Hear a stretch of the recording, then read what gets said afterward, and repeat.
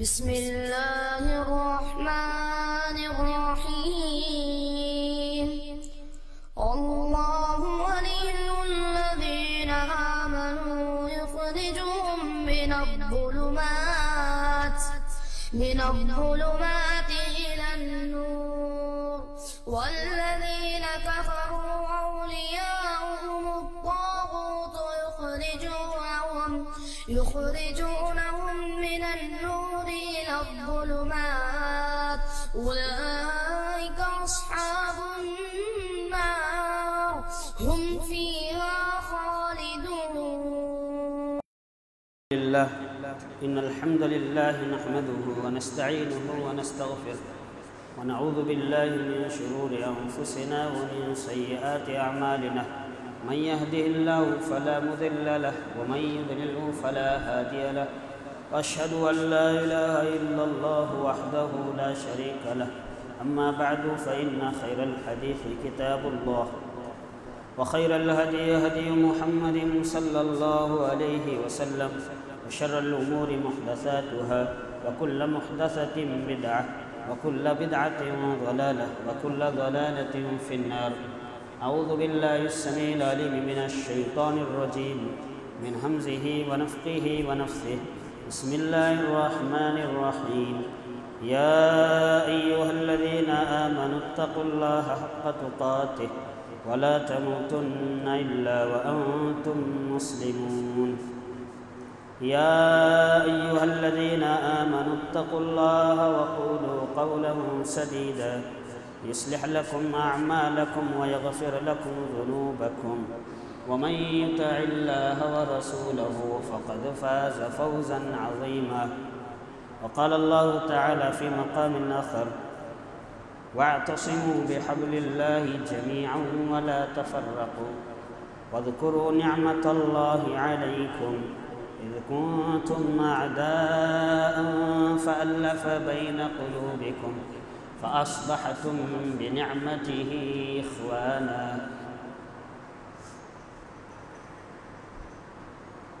محترم حضرات، تمام قسم کی تعریف و توصیف، حمد و ثنا، کبریائی و بڑائی اللہ رب العالمین کے لیے لائق و زیبا ہے، جو ساری کائنات کا خالق و مالک ہے۔ وہی اللہ رب العالمین ہے جسے چاہے عزت دے اور جسے چاہے ذلیل و خوار کرے۔ وہی اللہ رب العالمین ہے جس کی ہم تعریف کتنی بھی بیان کریں اتنی کم ہے۔ اس کے بعد درود و سلام ہو تمام انبیاء کرام علیہم الصلاۃ والسلام پر، بالخصوص آخری نبی سید الانبیاء سید المرسلین جناب محمد مصطفیٰ صلی اللہ علیہ وسلم پر۔ اللہم صلی علی محمد وعلی آل محمد کما صلیت علی ابراہیم وعلی آل ابراہیم انک حمید مجید۔ اللہم بارک علی محمد وعلی آل محمد کما بارکت علی ابراہیم وعلی آل ابراہیم انک حمید مجید۔ محترم حضرات، آج کے اس خطبہ جمعہ میں میں آپ کے سامنے اتحاد و اتفاق، اس کے تعلق سے قرآن و حدیث کی روشنی میں چند باتیں آپ کے سامنے رکھنے کی کوشش کروں گا۔ اللہ سے دعا ہے کہ اللہ مجھے حق بات اور سچ بات کہنے کی توفیق عطا فرمائے، اور آپ تمام لوگوں کو حق بات سننے اور کہنے اور سننے والوں کو اس کے بعد عمل کی توفیق عطا فرمائے۔ محترم حضرات، آج کا جو ماحول بالخصوص مسلمانوں میں پایا جاتا ہے و اختلاف و انتشار کا ماحول ہے۔ اس کی شکلیں کئی طرح کی ہو سکتی ہیں، مثلا ہندوستانی سطح پر دیکھا جائے تو مسلمانوں کے جو بڑے بڑے ذمہ دار ہیں، چاہے وہ کسی بھی مسلک کے رہنے والے کیوں نہ ہوں، تمام لوگوں میں اختلاف و انتشار پایا جا رہا ہے۔ اسی طریقے سے ریاستی سطح پر دیکھا جائے تو مسلمانوں میں اختلاف و انتشار پایا جاتا ہے۔ اسی طریقے سے علاقائی سطح پر دیکھا جائے تو مسلمانوں میں انتشار و اختلاف پایا جاتا ہے۔ اس کے ساتھ ساتھ جب ہم اپنے خاندان کے اعتبار سے دیکھتے ہیں تو خاندانوں میں بھی اختلاف و انتشار پایا جاتا ہے۔ اسی طریقے سے محلے کے اعتبار سے دیکھا جائے تو محلے میں اختلاف و انتشار پایا جاتا ہے۔ اسی طریقے سے مساجد کے اعتبار سے دیکھا جائے تو مساجد میں بھی اختلاف و انتشار پایا جا رہا ہے اور پایا جاتا ہے۔ حالانکہ قرآن مجید میں اتحاد و اتفاق کی، مل کر رہنے کی، جماعت کی شکل میں رہنے کی بڑی اہمیت اور بڑی تاکید آئی ہے، اور اس کی بڑی فضیلت بھی ہے۔ میں نے خطبے کے شروع میں آپ کے سامنے جو آیت تلاوت کی، اللہ تبارک و تعالی فرماتا ہے وَاعْتَصِمُوا بِحَبْلِ اللَّهِ جَمِيعًا وَلَا تَفَرَّقُوا، اے ایمان والو تم اللہ کی رسی کو مضبوطی کے ساتھ تھام لو، وَلَا تَفَرَّقُوا، تم فرقوں میں نہ بٹو، اختلاف و انتشار کے شکار میں نہ پھنسو، اختلاف کے اندر نہ پڑو۔ وَاعْتَصِمُوا بِحَبْلِ اللَّهِ جَمِيعًا وَلَا تَفَرَّقُوا وَاذْكُرُوا نِعْمَةَ اللَّهِ عَلَيْكُمْ إِذْ كُنْتُمْ أَعْدَاءً فَأَلَّفَ بَيْنَ قُلُوبِكُمْ فَأَصْبَحْتُمْ بِنِعْمَتِهِ إِخْوَانًا۔ اللہ تعالیٰ فرماتا ہے اس وقت کو یاد کرو جبکہ تم آپس میں ایک دوسرے کے دشمن تھے، لیکن اللہ تبارک و تعالی نے اپنے فضل و کرم سے، اپنی مہربانی سے تمہیں آپس میں ایک دوسرے کے اندر محبت پیدا کی، اور اس کے نتیجے میں تم سب آپس میں بھائی بھائی بن گئے۔ اور اللہ تعالیٰ نے اس آیت کے اندر فرمایا وَاذْكُرُوا نِعْمَةَ اللَّهِ، اللہ تعالیٰ نے فرمایا کہ تم اللہ کی اس نعمت کو یاد کرو، اتحاد کے ساتھ رہنا، متحد ہو کر رہنا، جماعت کی شکل میں رہنا۔ اللہ تعالیٰ نے فرمایا یہ اللہ کی طرف سے انعام ہے۔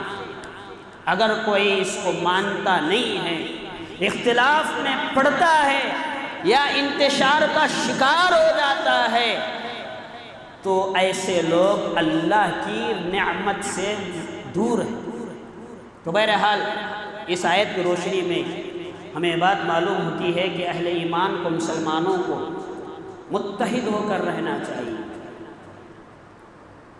اور آپ کو معلوم ہے اللہ کے نبی صلی اللہ علیہ وسلم نے فرمایا، صحیح حدیث ہے، اگر کوئی بندہ جماعت کے ساتھ نماز پڑھتا ہے تو اکیلے نماز پڑھنے سے 27 درجہ بہتر ہے، اللہ تبارک و تعالیٰ اسے اتنا زیادہ ثواب ہے۔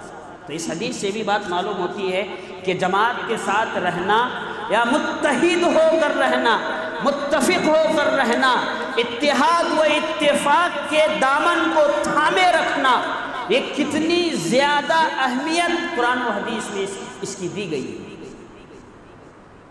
اور ایک حدیث میں صحیح بخاری کی حدیث، صحیح مسلم کی حدیث، پیارے نبی صلی اللہ علیہ وسلم نے فرمایا من فارق الجماعہ فقد مات میتۃ الجاہلیہ او کما قال علیہ الصلوۃ والسلام۔ پیارے نبی صلی اللہ علیہ وسلم نے فرمایا جو جماعت سے الگ ہوتا ہے، اختلاف و انتشار پیدا کرتا ہے یا پیدا کرنے کی کوشش کرتا ہے، متحد نہیں ہوتا ہے، تو اللہ کے نبی صلی اللہ علیہ وسلم نے فرمایا کہ ایسے لوگ اسی حالت میں اگر ان کی موت آ جائے تو جاہلیت کی موت آئے۔ صحیح مسلم کی حدیث۔ تو بہرحال قرآن مجید کی اس آیت سے اور احادیث سے میں بات معلوم ہوتی ہے کہ مسلمانوں کو اتحاد و اتفاق کے ساتھ رہنا چاہیے، چاہے خاندان کے اعتبار سے ہو یا مسلکی اعتبار سے۔ یہاں سمجھنے والی بات یہ ہے کہ دنیا کے اندر ہر معاملے میں اختلاف و انتشار پایا جاتا ہے، تو اس اختلاف کے وجوہات کیا ہیں، کس وجہ سے اختلاف پیدا ہوتا ہے، انتشار پیدا ہوتا ہے۔ بہت سارے وجوہات محدثین نے، علماء کرام نے ذکر کیے ہیں۔ میں دو اسباب، دو وجوہ آپ کے سامنے ذکر کروں گا۔ سب سے پہلی وجہ کہ اختلاف پیدا ہونے کا، انتشار پیدا ہونے کا، ظلم۔ صحیح بات آنے کے بعد، حق بات آنے کے بعد اگر کوئی بندہ ظلم کرنے کا شکار ہو جاتا ہے یا ظلم اس کی عادت بن جاتی ہے، تو اس کی وجہ سے اختلاف و انتشار پیدا ہوتا ہے۔ قرآن مجید میں اللہ تبارک و تعالی نے فرمایا وَمِنَ الَّذِينَ قَالُوا إِنَّا نَصَارَى أَخَذْنَا مِيثَاقَهُمْ۔ اللہ تبارک و تعالی فرماتا ہے دوسرے جگہ پر کہ إِنَّ الدِّينَ عِنْدَ اللَّهِ الْإِسْلَامُ وَمَا اخْتَلَفَ الَّذِينَ أُوتُوا الْكِتَابَ إِلَّا مِنْ بَعْدِ مَا جَاءَهُمُ الْعِلْمُ بَغْيًا بَيْنَهُمْ۔ اللہ فرماتا ہے کہ جن لوگوں نے صحیح علم آنے کے بعد، حق بات آنے کے بعد اس حق بات کو انکار کر دیا، متحد اور متفق رکھنے کی جو چیزیں ہیں، صحیح چیزیں، ان کے پاس وہ چیزیں آ گئی، لیکن انہوں نے اس کا انکار کر دیا، اس کو چھوڑ دیا، بغیم بینہم، آپس میں ایک دوسرے کے ساتھ ظلم کرنے کے لیے۔ تو اس آیت سے ہمیں بات معلوم ہوتی ہے کہ اگر کوئی بندہ اتحاد و اتفاق نہیں اپناتا ہے، اختلاف و انتشار کا شکار ہوتا ہے، تو اس کی وجہ یہ ہے کہ بندہ ظلم کی وجہ سے اختلاف و انتشار میں پڑ جاتا ہے۔ دنیا کے اندر جتنے بھی مسالک اور جتنے بھی فرق، جتنے بھی ادیان پائے جاتے ہیں، اٹھا کر دیکھیے، صحیح علم، حق بات آنے کے بعد بھی اگر کوئی بندہ انکار کر رہا ہے تو اس کے اندر ظلم پایا جاتا ہے، اسی لیے وہ بندہ اس کا انکار کرے۔ اور ظلم کی کئی شکل و صورتیں ہو سکتی ہیں۔ میں کھلے طور پر آپ کے سامنے دو تین مثالیں، دو تین شکلیں بتانے کی کوشش کروں گا۔ ہمارے معاشرے میں بعض مساجد ایسی پائی جاتی ہیں جن مسجدوں کے سامنے یا مسجدوں کے اوپر بورڈ لگائے ہوئے ہوتے ہیں کہ یہاں فلاں مسلک کے لوگ اس مسجد میں داخل نہیں ہو سکتے ہیں، فلاں فرقے کے لوگ ان مسجدوں کے اندر داخل نہیں ہو سکتے ہیں، نماز نہیں پڑھ سکتے۔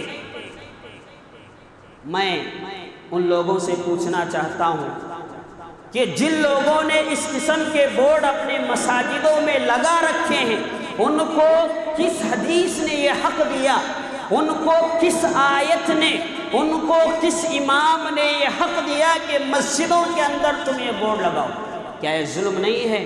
لوگوں کو اللہ کے گھر میں آنے سے روکنا یہ ظلم نہیں ہے؟ یہ بھی ایک ظلم کی شکل و صورت ہے۔ اسی طریقے سے بعض لوگ، بعض اہل علم کو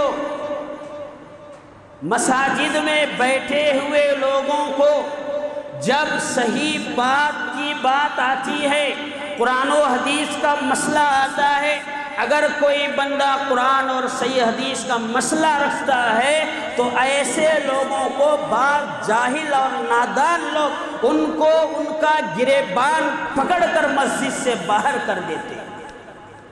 یہ بھی ایک ظلم ہے۔ اسی طریقے سے بعض لوگ، ایک مسلمان دوسرے مسلمان کے پاس یا مسجد میں جاتا ہے، نماز ادا کرتا ہے، اللہ کی عبادت کرتا ہے، تو اللہ کی عبادت کرنے کی وجہ سے بعض لوگ اس کے آ جانے کی وجہ سے، نماز پڑھنے کی وجہ سے پوری مسجد کو دھو دیتے ہیں۔ کیا یہ ظلم نہیں؟ بعض لوگ ایسے معاملے میں اتنا حد سے آگے بڑھ چکے ہیں کہ مساجد میں ہمارے غیر مسلم بھائیوں کو آنے تک نہیں دیتے۔ ابھی 3-4 دن پہلے کی بات ہے، کسی مسجد میں ایک غیر مسلم بھائی آیا، بیچارہ اچھی گفتگو کر رہا تھا، کسی نے آ کر کہا جی تم مسجد میں نہیں آ سکتے، مسجد میں آنا ہو تو نہا کر آنا چاہیے، تم اسلام قبول کرنا چاہیے۔ اس طریقے سے عجیب و غریب باتیں کرنے لگا۔ کتنی بڑی افسوس، یہ بھی ایک قسم کا ظلم ہے۔ آپ کو واقعہ یاد نہیں؟ اللہ کے نبی صلی اللہ علیہ وسلم نے حضرت ثمامہ بن اساد رضی اللہ عنہ، جو ابھی مسلمان نہیں ہوئے تھے، اللہ کے نبی صلی اللہ علیہ وسلم نے 3 دن تک مسجد کے اندر ان کو ایک ستون سے باندھا تھا۔ کیا ہم اللہ کے نبی صلی اللہ علیہ وسلم سے آگے بڑھ گئے؟ تو اگر کوئی بندہ اختلاف اور انتشار کا شکار ہو جاتا ہے تو اس کی ایک وجہ ظلم ہے، اور دوسری وجہ قرآن اور صحیح حدیث کو چھوڑ کر دوسرے راستے کو اپنانا۔ اگر کوئی بندہ، اگر کوئی انسان اس مسئلے کو اپناتا ہے، قرآن و حدیث کو چھوڑ دیتا ہے، تو ان کے اندر اختلاف و انتشار ضرور پائے گا۔ اسی لیے اللہ تبارک و تعالی نے قرآن مجید میں فرمایا کہ فَإِن تَوَلَّوْا فَإِنَّمَا هُمْ فِي شِقَاقٍ۔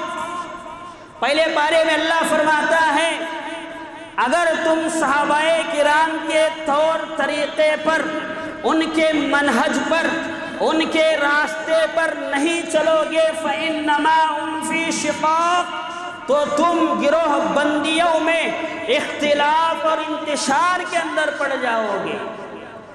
تو پتہ کیا چلا؟ اگر ہم اللہ اور اس کے رسول کو، ان کے طریقے کو، ان کے فرامین کو چھوڑ دیں گے تو اختلاف و انتشار کا شکار ہو جائیں گے۔ اور ایک مقام پر اللہ نے فرمایا وَأَطِيعُوا اللَّهَ وَرَسُولَهُ وَلَا تَنَازَعُوا فَتَفْشَلُوا وَتَذْهَبَ رِيحُكُمْ وَاصْبِرُوا۔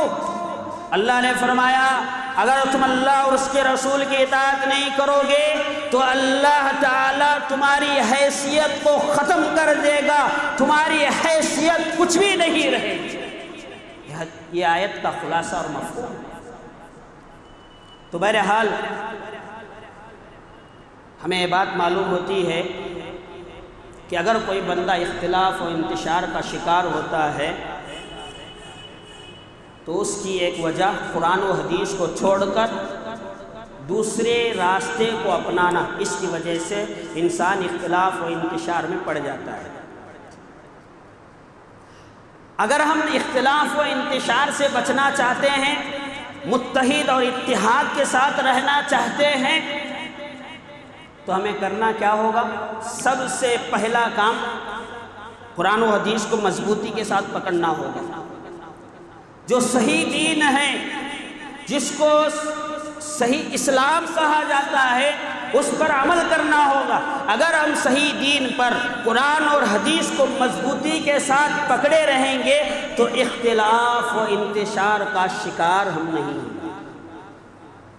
اور کبھی کبھار ہوتا ہے انسان ہونے کی حیثیت سے بعض مسائل انسان کو معلوم نہیں ہوتے ہیں، لیکن صحیح علم آنے کے بعد، قرآن و حدیث کا علم آنے کے بعد اس کو قبول کرنا ضروری ہے۔ اور کبھی کبھار ایسا ہوتا ہے کہ علم تو ہوتا ہے لیکن انسان محبت کے اندر یا کسی اور چیز میں ایسا ہو جاتا ہے کہ قرآن و حدیث کی وہ چیزیں اس وقت اس کے دماغ میں نہیں آتی، لیکن فوراً اگر کوئی بندہ اسے یاد دلاتا ہے تو قبول کرنا ضروری ہے۔ اگر ہم ایسا کریں گے تو اختلاف و انتشار سے دور ہو جائیں گے، متحد اور اتحاد و اتفاق کے ساتھ زندگی گزارنے والے ہو جائیں گے۔ ایک دو مثالیں میں آپ کے سامنے بیان کرتا ہوں۔ حضرت ابو بکر صدیق رضی اللہ عنہ، صحیح بخاری کے اندر بھی یہ واقعہ میں ملتا ہے، پیارے نبی صلی اللہ علیہ وسلم کا جب انتقال ہوا تو انتقال ہونے کے بعد صحابہ کرام میں اختلاف و انتشار ہو گیا۔ بعض صحابہ کرام نے کہا کہ اللہ کے نبی صلی اللہ علیہ وسلم انتقال نہیں کیے ہیں، اور بعض صحابہ کرام اس بات کو مان رہے تھے کہ اللہ کے نبی صلی اللہ علیہ وسلم کا واقعتاً حقیقت میں انتقال ہو چکا ہے۔ حضرت ابو بکر صدیق رضی اللہ عنہ اس مسئلے کو، اس اختلاف کو دور کرنے کے لیے مسجد میں آئے، منبر پر چڑھے، اور صحیح بخاری کے الفاظ ہیں، حضرت ابو بکر صدیق رضی اللہ عنہ منبر پر چڑھنے کے بعد صحیح بخاری کے اندر یہ الفاظ موجود ہیں، حضرت ابو بکر صدیق رضی اللہ عنہ نے صحابہ کرام کو خطبہ دیتے ہوئے کہا، من کان یعبد محمدا فإن محمدا قد مات ومن کان یعبد اللہ فإن اللہ حی لا يموت۔ اور قرآن مجید کی آیت تلاوت کی اور کہا، وما محمد الا رسول قد خلت من قبله الرسل افإن مات او قتل انقلبتم على اعقابكم ومن ينقلب على عقبيه فلن يضر الله شيئا وسيجزي الله الشاكرين۔ تو اللہ تبارک و تعالیٰ کی یہ آیتیں حضرت ابو بکر صدیق رضی اللہ عنہ نے منبر پر چڑھ کر تلاوت کی اور کہا، لوگوں سن لو، جو کوئی محمد صلی اللہ علیہ وسلم کی عبادت کیا کرتا تھا وہ سن لے کہ محمد صلی اللہ علیہ وسلم انتقال کر چکے ہیں، اور جو کوئی اللہ کی عبادت کرتا تھا سن لو وہ اللہ ہمیشہ سے زندہ ہے اور زندہ رہے گا۔ اور قرآن مجید کی آیت تلاوت۔ تو حضرت ابو بکر صدیق رضی اللہ عنہ نے قرآن مجید کے ذریعے سے اور اللہ کے نبی صلی اللہ علیہ وسلم کی احادیث اور باتوں کے ذریعے سے منبر پر چڑھ کر لوگوں کو سمجھایا۔ قرآن و حدیث کی بات ان کے ذہن و دماغ میں، ان کے کانوں میں پڑ گئی۔ جو اختلاف تھا وہ اختلاف ختم ہو گیا، جو انتشار تھا وہ انتشار ختم ہو گیا۔ اور حضرت عمر ابن الخطاب رضی اللہ عنہ کیا کہتے تھے، اگر کوئی بندہ یہ کہے کہ محمد صلی اللہ علیہ وسلم انتقال کر گئے تو میں اس کی گردن اڑا دوں۔ حضرت عمر رضی اللہ عنہ کے بارے میں آتا ہے، حضرت ابو بکر صدیق رضی اللہ عنہ نے جب یہ آیتیں تلاوت کی تو مجھے ایسا لگ رہا تھا کہ یہ آیتیں ابھی آسمان سے نازل ہو رہی ہیں۔ تو اختلاف و انتشار کو ختم کرنے کا ایک طریقہ یہ ہے کہ قرآن و حدیث کو ہم مضبوطی کے ساتھ تھامے رہیں گے یا قرآن و حدیث پر عمل کرتے رہیں گے تو اختلاف و انتشار خود بخود ختم ہو جائے گا۔ اسی طریقے سے اللہ کے نبی صلی اللہ علیہ وسلم کے انتقال کے بعد جب زکوٰۃ کا مسئلہ آیا، حضرت عمر رضی اللہ عنہ کی رائے تھی کہ ابو بکر تم جو زکوٰۃ دینے سے انکار کرے گا تو زکوٰۃ کا انکار کرنے والوں کے ساتھ تم جہاد نہیں کرو گے، ان کے ساتھ لڑائی نہیں کرو گے۔ حضرت عمر رضی اللہ عنہ کی رائے تھی، لیکن حضرت ابو بکر صدیق رضی اللہ عنہ نے حضرت عمر رضی اللہ عنہ سے کہا، واللہ لو قاتلن من فرق بین الصلاة والزکاة، اے عمر اللہ کی قسم میں ان لوگوں کے ساتھ ضرور قتال کروں گا جو زکوٰۃ کا انکار کرتے ہیں، یہاں تک کہ اگر کوئی انسان اللہ کے نبی صلی اللہ علیہ وسلم کے زمانے میں اونٹ یا اونٹ کا بچہ یا اونٹ باندھنے کی جو رسی ہے اگر وہ بھی زکوٰۃ کی شکل میں دیتا تھا اور اب وہ زکوٰۃ دینے سے انکار کرتا ہے تو یقیناً میں اس کے ساتھ قتال کروں گا، لڑائی کروں گا، جہاد کروں گا۔ حضرت ابوبکر صدیق رضی اللہ عنہ نے اللہ کے نبی صلی اللہ علیہ وسلم کی باتوں کے ذریعے سے ان کو سمجھایا تو حضرت عمر رضی اللہ عنہ مان گئے۔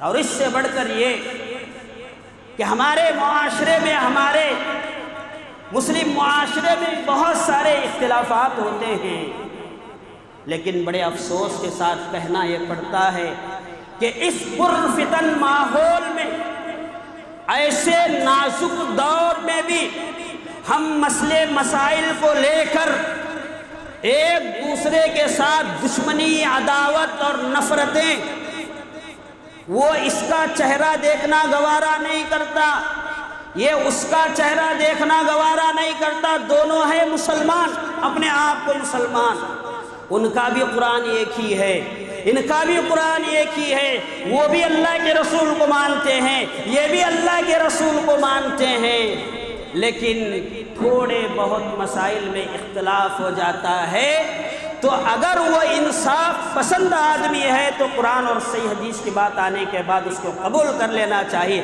اگر مانتا بھی نہیں ہے تو اس کی وجہ سے ہمیں دشمنی ایک دوسرے کے ساتھ نہیں کرنا چاہیے۔ دو مثالیں میں نے آپ کے سامنے رکھی، حضرت عمر رضی اللہ عنہ، حضرت ابوبکر صدیق رضی اللہ عنہ، اختلاف ہوا، انتشار ہوا، کیا انہوں نے کبھی آپس میں ایک دوسرے کے ساتھ دشمنی کی؟ کیا مارم ماری ان کے درمیان میں ہوئی؟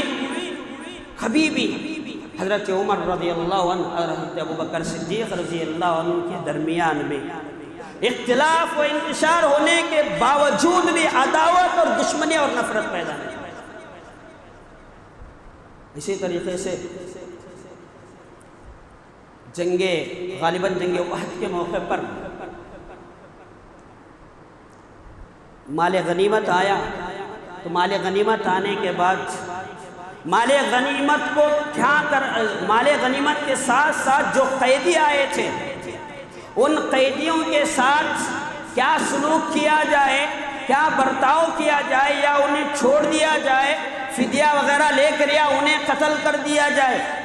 اللہ کے نبی سے پہلی جنگ کی اللہ کے نبی صلی اللہ علیہ وسلم کو پتہ نہیں تھا۔ اللہ کے نبی نے صحابہ کو بلایا اور مشورہ کیا کہ کرنا کیا چاہیے قیدیوں کے ساتھ۔ حضرت عمر رضی اللہ عنہ نے کہا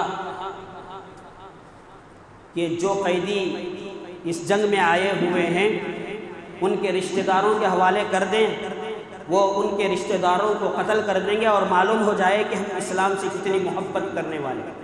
لیکن حضرت ابوبکر صدیق رضی اللہ عنہ کی رائے یہ تھی کہ اللہ کے نبی نہیں، ہم ایسا نہیں کریں گے، میری رائے اور میرا مشورہ یہ ہے کہ جو لوگ آئے ہوئے ہیں ان کو فدیہ لے کر، کچھ چیزیں لے کر اس کے بدلے ان کو چھوڑ دیں گے۔ اس کا فائدہ یہ ہوگا کہ ہو سکتا ہے کہ ان کو چھوڑنے کی وجہ سے اسلام کی محبت ان کے دل میں پیدا ہو جائے اور وہ لوگ مسلمان ہو جائیں۔ میری رائے، میرا مشورہ یہ ہے کہ ان کو قتل کرنے کے بجائے فدیہ لے کر ان کو آزاد کر دیا جائے۔ اللہ کے نبی صلی اللہ علیہ وسلم کو حضرت ابوبکر صدیق رضی اللہ عنہ کی رائے پسند آئی، اللہ کے نبی صلی اللہ علیہ وسلم نے فدیہ لے کر ان کو آزاد کر دیا۔ بعد میں اللہ نے قرآن مجید میں حضرت عمر رضی اللہ عنہ کی جو رائے تھی اس رائے کی تاکید اللہ تعالیٰ نے قرآن مجید میں بیان فرمائی۔ تو بہرحال اس مسئلے سے، اس واقعے سے میں آپ کو یہ بتانا چاہتا ہوں، حضرت عمر رضی اللہ عنہ یہ نہیں سوچے کہ میری بات کو اللہ کے نبی نہیں مانے، حضرت ابوبکر صدیق رضی اللہ عنہ کی بات کو مانے۔ اللہ کے نبی صلی اللہ علیہ وسلم کی موجودگی میں حضرت عمر رضی اللہ عنہ نے اور بعد میں بھی ناراضگی کا اظہار نہیں کیا، اختلاف و انتشار پیدا نہیں ہوا، دشمنی، عداوت اور نفرت پیدا نہیں ہوئی۔ اور میرے بھائیوں، اس سے بڑھ کر میں آپ کو ایک مثال بیان کرتا ہوں۔ امام ابو حنیفہ رحمۃ اللہ علیہ کی زندگی کو ہم میں سے ہر ایک کو پڑھنا چاہیے کہ ان کی زندگی کیسی تھی۔ بہت سارے لوگوں کو امام ابو حنیفہ رحمۃ اللہ علیہ کا اصل نام تک پتہ نہیں، خواہ اختلاف و انتشار میں پڑھنے جاتے ہیں، لڑائی اور جھگڑا کرنے میں آگے بڑھنے لگ جاتے ہیں۔ امام ابو حنیفہ رحمۃ اللہ علیہ کے جو شاگرد امام یوسف، ان کے شاگرد اور امام ابو حنیفہ رحمۃ اللہ علیہ استاذ ان کے امام یوسف کے شاگرد اور استاذ کے درمیان میں بہت سارے مسائل میں اختلاف و انتشار۔ استاذ کہتے ہیں کہ وضو کے 6 فرائض، شاگرد کہتے ہیں 7 فرائض۔ ایک مثال میں آپ کے سامنے بیان کر رہا ہوں، ہدایہ اٹھا کر دیکھیے کتنے ایسے مسائل۔ اور امام غزالی رحمۃ اللہ علیہ نے اپنی کتاب کے اندر اس بات کو بھی نقل کیا ہے کہ اسٹوڈنٹ اور ٹیچر کے درمیان امام ابو حنیفہ رحمۃ اللہ علیہ اور ان کے شاگردوں میں 2/3 مسائل کے اندر اختلاف پایا جاتا ہے، لیکن سبحان اللہ کبھی بھی ان کے درمیان میں اختلاف ہونے کے بعد آپس میں کبھی دشمنی، عداوت اور نفرت نہیں ہوئی۔ اسٹوڈنٹ ہیں، استاد آ رہے، امام ابو حنیفہ رحمۃ اللہ آ رہے ہیں تو استاد کی جیسی قدر کرنی چاہیے بالکل ویسی قدر۔ لیکن آج بڑے افسوس کے ساتھ کہنا پڑتا ہے ہمارے مسائل جو ہوتے رہتے ہیں، ان مسائل میں تھوڑا سا اونچ نیچ ہو جاتی ہے، فوراً نفرت، عداوت، دشمنی، لوگوں کے خلاف بھڑکانا، فلاں آدمی ایسا ہے، فلاں ایسا ہے، فلاں ویسا ہے۔ میں کتنے واقعات اس خطبے کے اندر آپ کے سامنے بیان کیے، صحابہ کرام کے اور ائمہ کرام کے۔ تو بہرحال خلاصہ کلام یہ ہے کہ آج کے ماحول میں ہم تمام مسلمانوں کو چاہیے کہ اختلاف و انتشار، یعنی جو اختلافی مسائل پائے جاتے ہیں، انصاف کا تقاضا یہ ہے کہ قرآن و حدیث اگر آ گئی تو ہر مسلمان کو اس پر عمل کرنا چاہیے، لیکن وہ عمل نہیں کرتا ہے تو اس کی وجہ سے ہمارے درمیان عداوت، دشمنی اور نفرت نہیں ہونا چاہیے۔ اگر ہم دشمنی کرتے رہیں گے، نفرتیں پھیلاتے رہیں گے، عداوت ہمارے درمیان میں رہے گی تو یہی فائدہ دوسرے لوگ اٹھائیں گے، جس کی وجہ سے مسلمانوں کی حیثیت کوئی کچھ بھی نہیں باقی رہے گی۔ جیسا کہ بہت ساری احادیثیں اور بہت سارے واقعات ہم پڑھتے ہیں، سنتے ہیں۔ تو بہرحال خلاصہ کلام یہ ہے کہ ہم تمام مسلمانوں کو اتحاد و اتفاق کے ساتھ زندگی گزارنے کی ضرورت ہے۔ اختلافی مسائل کو حل کرنے کا قرآن و حدیث کے اندر جو ترازو بتایا گیا ہے، جو اصول بتایا گیا ہے، اسی کے حساب سے ہم کو حل کرنا چاہیے۔ اللہ سے دعا ہے کہ اللہ تعالیٰ ہم تمام مسلمانوں کو صحیح معنوں میں قرآن اور صحیح حدیث کے مطابق دنیا کی زندگی گزارنے کی توفیق عطا فرمائے، اور جو لوگ بیمار ہیں اللہ انہیں شفاء کاملہ عاجلہ نصیب فرمائے۔ جو لوگ اس دنیا سے رخصت ہو چکے ہیں اللہ سے دعا ہے کہ اللہ انہیں ان کے گناہوں کو معاف کر کے ان کو جنت الفردوس میں اعلیٰ سے اعلیٰ مقام نصیب فرمائے۔ جو لوگ قبر کے اندر سوئے ہوئے ہیں، پتہ نہیں ان کے ساتھ کیا کیا معاملہ ہو رہا ہے، اے اللہ تیری ذات بہتر سے بہتر جانتی ہے۔ اے اللہ ان کی اس قبر کو جنت کے باغوں میں سے ایک باغ بنا دے، ان کی قبر میں جنت کی کھڑکی کو کھول دے، ان کی قبروں کو کشادہ کر دے۔ اے اللہ بہت ساری لڑکیاں گھروں کے اندر بغیر نکاح کی بیٹھی ہوئی ہیں، دل کی گہرائیوں سے اللہ جمعے کے دن ہم دعا کرتے ہیں کہ ان تمام لڑکیوں کا اچھے سے اچھا جوڑا اے اللہ تو عطا فرما۔ جو لوگ پریشان حال ہیں اے اللہ ان کی پریشانیوں کو دور فرما۔ جو قرض میں مبتلا ہے اے اللہ ان کے قرض کا معاملہ آسان کر دے۔ آمین ثم آمین۔ وما توفیقی الا باللہ علیہ توکلت و الیہ انیب۔